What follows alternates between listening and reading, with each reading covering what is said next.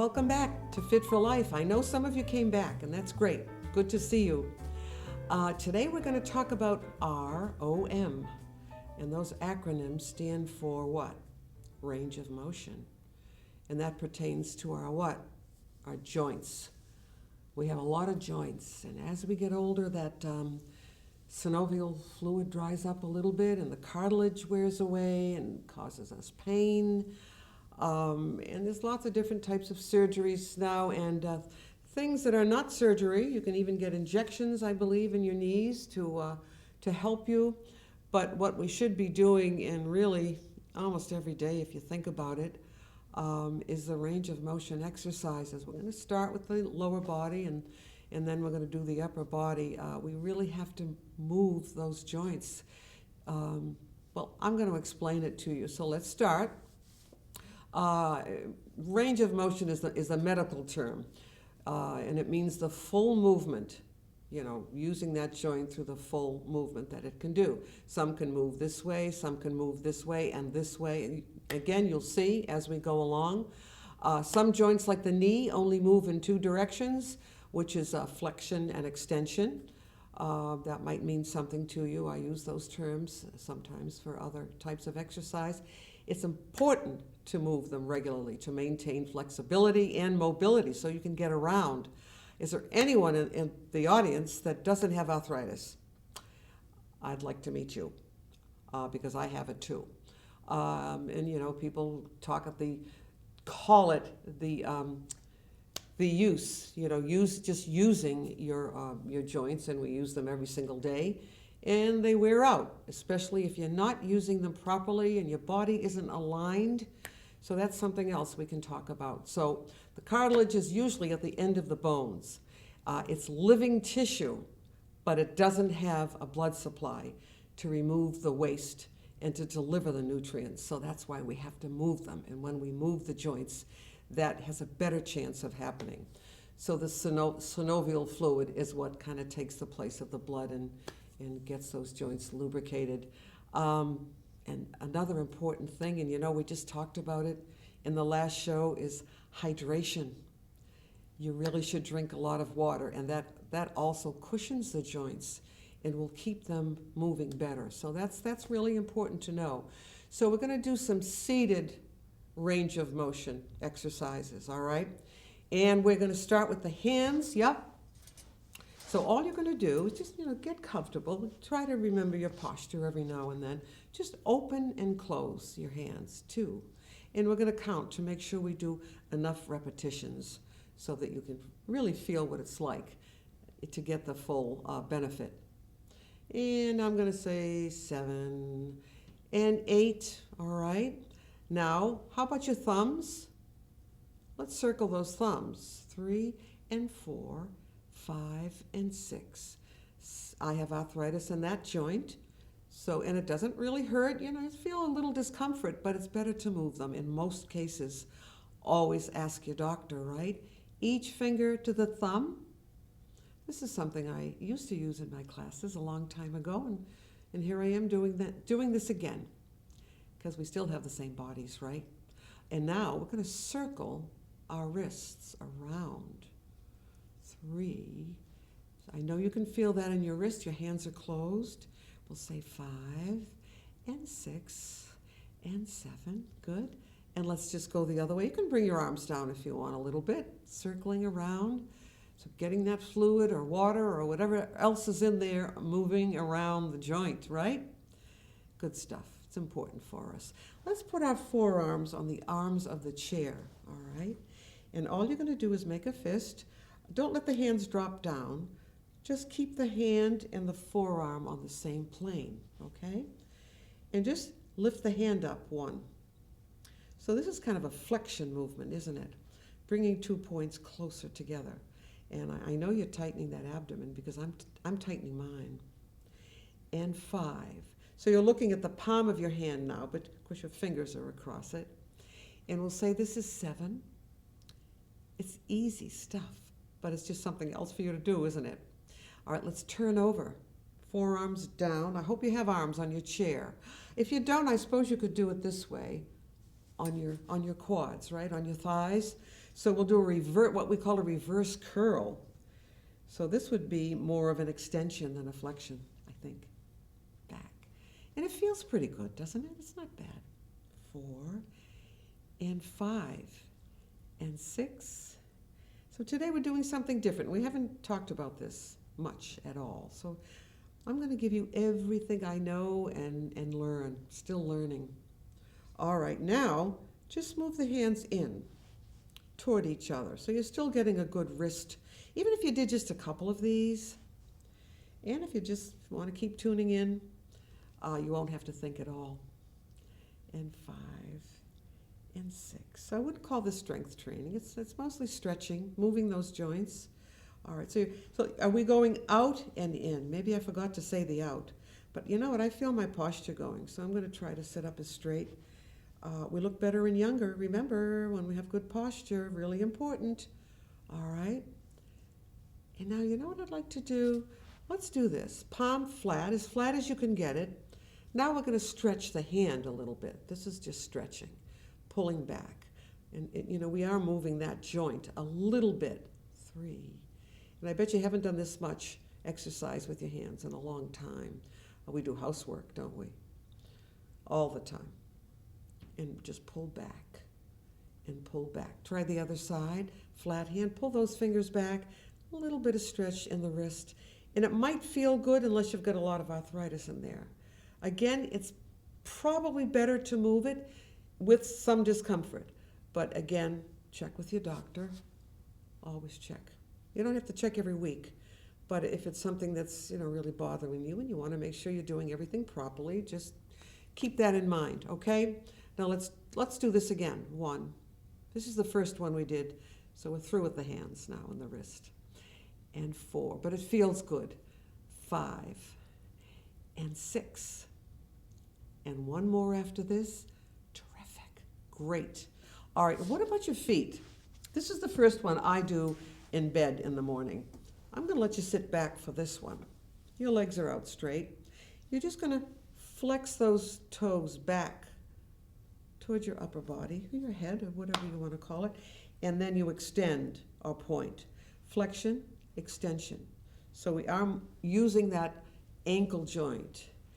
And 4. And stretching the foot itself out too. And you can point your toes, stretch those toes a little if you want to move your toes inside of your shoe, your sneaker, whatever you're wearing here. Good. So how does that feel? Not too bad. Point and flex, easy to do. Let's turn out, turn the toes in. I'm going to sit up straight. Heels together, toes together. Heels together, toes. So you are moving the ankle a little bit. Good. And with your feet off the floor, you're tightening your abdomen. So we're working on the core a little bit too, aren't we? So easy stuff, easy stuff. Another of the first group of exercises I do in the morning is to circle the foot. Keep that ankle flexible.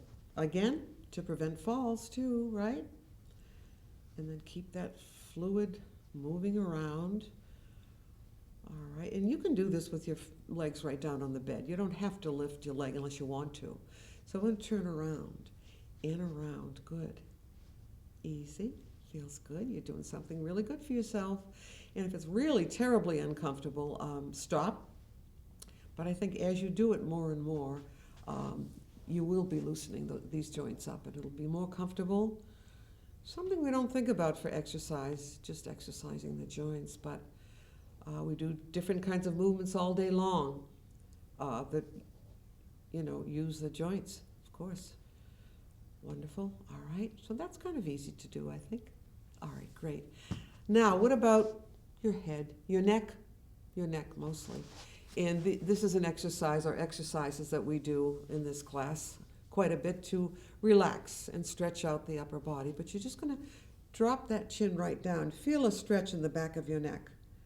Good. I really like this, but I'm very tempted to stay down here sometimes. So if I don't come back up, let me know. Now we're going to look up at the ceiling. Good. One more time now. Why don't you breathe out through the mouth as you just drop that head right down. And that breathing out will help relax you a little bit too. And then we'll come up again and just look up at the ceiling, bringing your head back a little bit. So we're doing the neck now and a little bit of this area too. Yes? All right, and you're going to turn.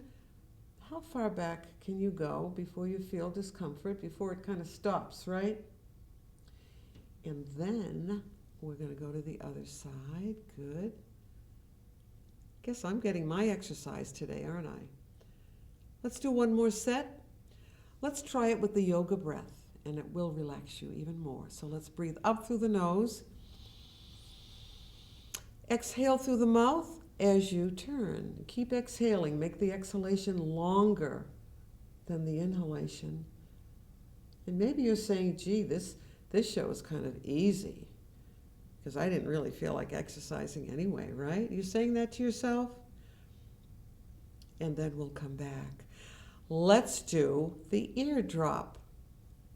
Now my head isn't moving too much here, but remember we're stretching the side of the neck now. The side, how does it feel? All right, let's go to the other side. Wonderful. And then back to the other side. And let's do one more of these, and let's do it this way. Drop your chin down slowly. And I'm hearing some clicking in there. And to the other side. And let's go back. Down. To the other side. It is best to do this slowly, isn't it? Let's do one more set. And just drop down. We never do a complete head roll all the way around. It's not good for those little bones in the neck, especially if you have arthritis in there, right? And then we'll just go back and down one more time, and we're going to lift up. Now, grab some water, because we really should be drinking water, you know, before, during, after exercise, whatever.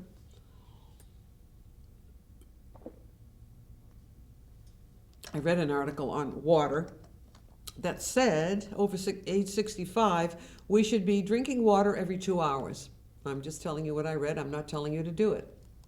Ask your doctor about it. See what he says.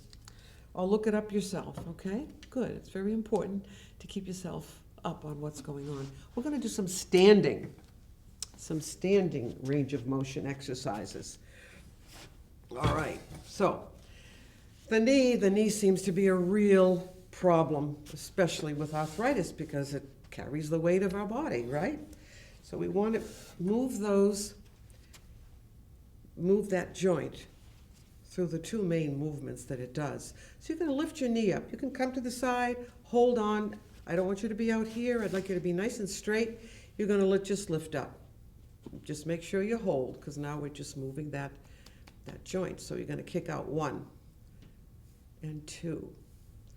So this is exercising the knee joint. 4, 5, 6, 7, and 8. And this one clicks. So my knee is clicking a little bit, but it doesn't hurt. It's just clicking. We're going to do the other side. You're going to lift up, and then a 1, and 2, and 3, and 4.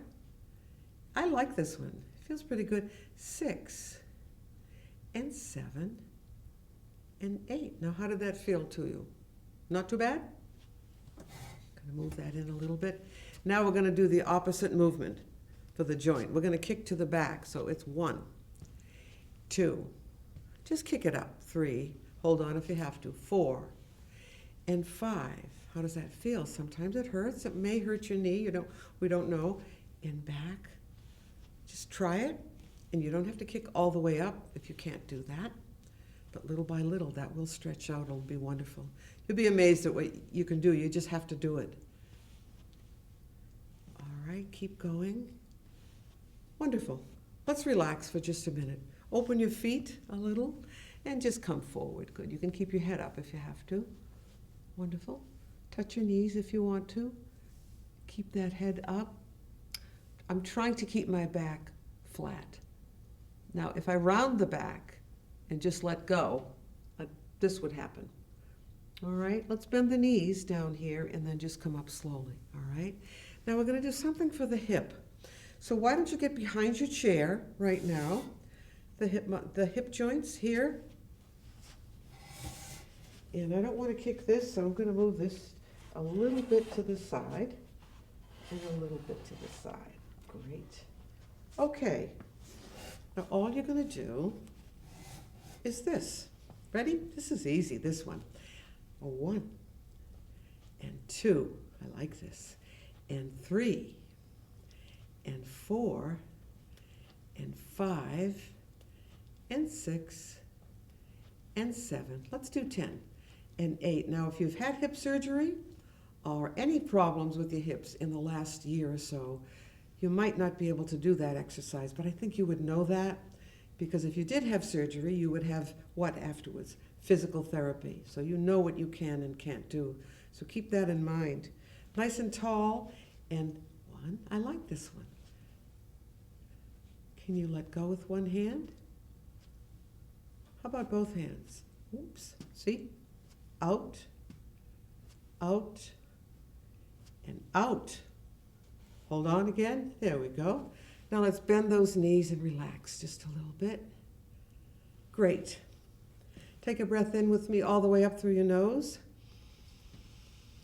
And when you exhale, bend your knees. Drop your chin down. We're just taking a little rest right now. All right. So now we're going to kind of turn that ball and socket joint by doing what? How do we do that? Well, almost like what we just did.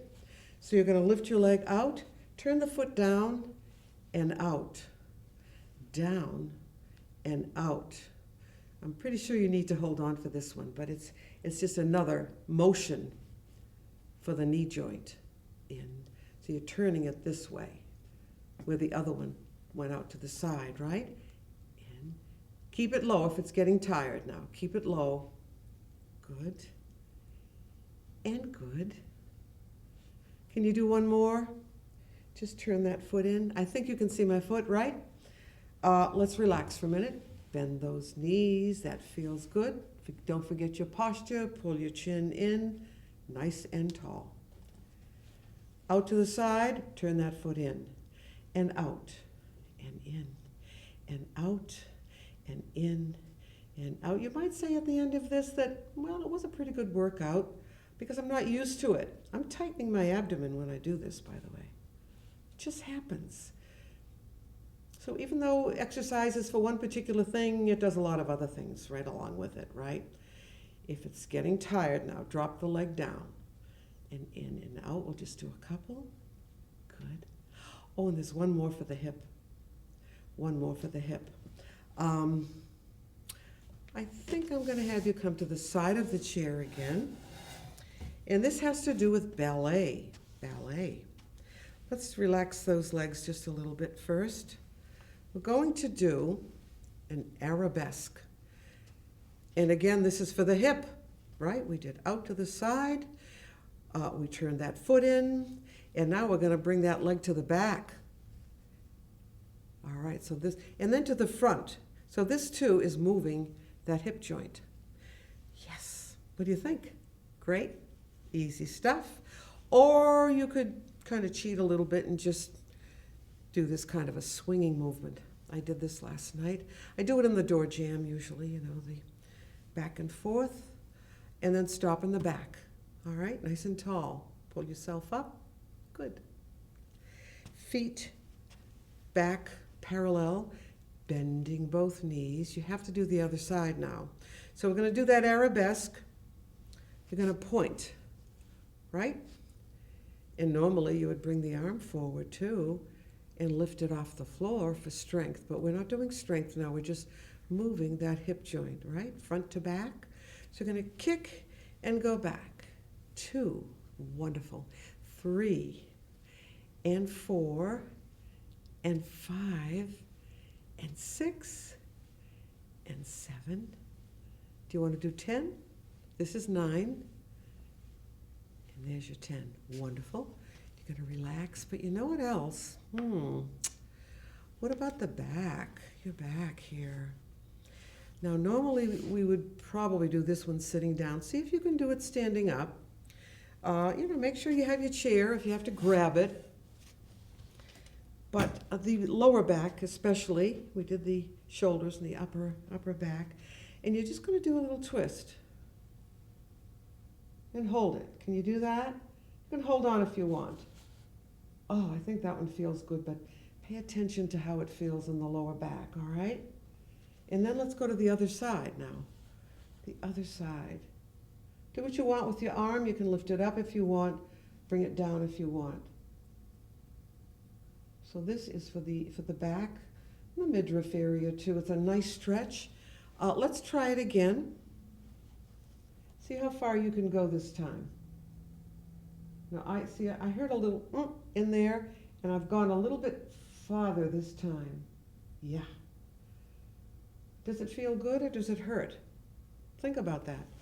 And then we're going to go back the other way. Good. A nice twist for the lower back and the midriff area, maybe the mid-back too. Of course, your shoulders go right along with that too, right? All right, now another stretch for the back. And this one, it depends. Depends on, whether you're fit or your muscles are tight or you don't exercise at all. Just be careful on it. The easiest way to do it is just to come forward.